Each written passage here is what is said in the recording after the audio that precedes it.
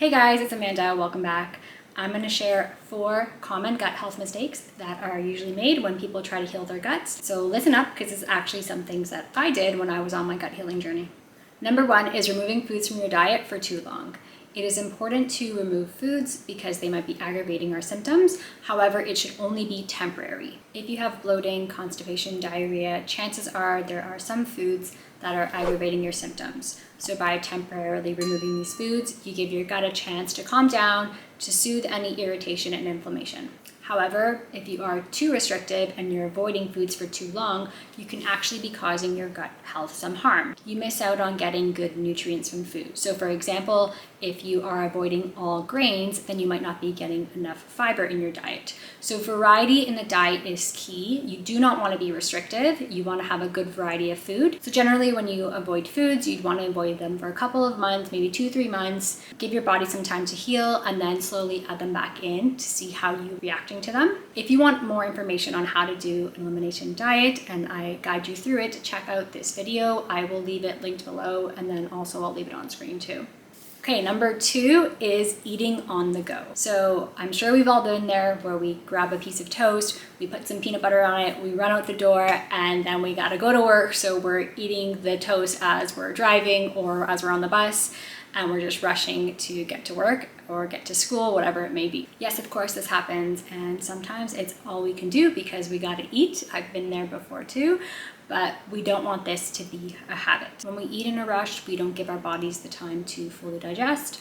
We aren't chewing thoroughly, and then our bodies are more focused on putting energy and blood flow to whatever else we're doing instead of putting it towards your digestive system, and that can end up in symptoms like bloating, cramps, diarrhea, indigestion, acid reflux. By slowing down, taking some deep breaths, thoroughly chewing your food, sitting at a table, you'll help to reduce some of those symptoms, and you'll notice that you have improved digestion. Number 3 is taking the wrong probiotic. So there are many different strains of probiotics, many different brands, so it can be challenging or even overwhelming when you're trying to choose a probiotic. So you might not be taking the right one if it doesn't have enough strains and if it doesn't have the right strains for your symptoms. So let's talk about the strains. So the strains are those really long names that you'll see on the ingredient list. They're often hard to pronounce, and this is things like Bifidobacterium lactis or Lactobacillus. So different strains can be helpful for different symptoms. So for example, if you have diarrhea, there are certain strains that can help with that. And then if you have constipation, there are more strains that are more helpful for that. So something like the Bifidobacterium lactis is more helpful for constipation. So I'll actually leave a list of a few of them below in the description box.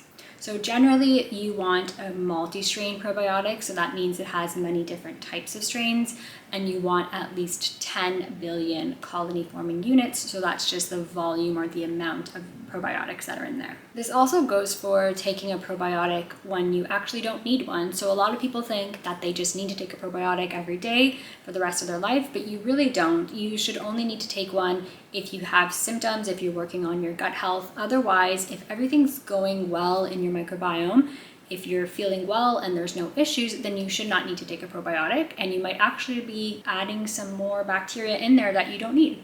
And number 4 is not giving it enough time. So we want instant results, which is understandable. I've been there too. I wanted things to heal quickly. I didn't want to wait. But the one thing that I learned that was so important was to give things a little bit more time. So you may only be taking your supplement for a month and then realize things aren't getting better. But things do take time. You might need to extend that for a few months and then you'll see results. So don't give up so easily. Know that things take a little bit of time, but in the end, you will feel much better. You also don't want to look for a quick fix, and don't always fall for supplements that claim they have quick fixes. It does take time to heal your gut. Think about how long you've been experiencing your symptoms for, so it will take some time to work on that and heal things. My tip for you is to go slow. You don't need to change everything overnight. You can choose one thing, stick with that, and then slowly improve other areas of your gut health. It actually is better to start with 1 or 2 things rather than many different things, because you might not be knowing if something is helping or if something is making things worse. So don't go to the store and just buy 5 or 10 different supplements. Start with one thing, add a few things into your diet, and you will notice some changes. All right, so those are 4 common gut health mistakes. Let me know in the comments below which one of these mistakes have you made on your gut healing journey, and be sure to give this video a thumbs up to let me know that you liked it, subscribe to the channel, and join me every Friday when I go live. I'll see you all in the next video. Bye for now.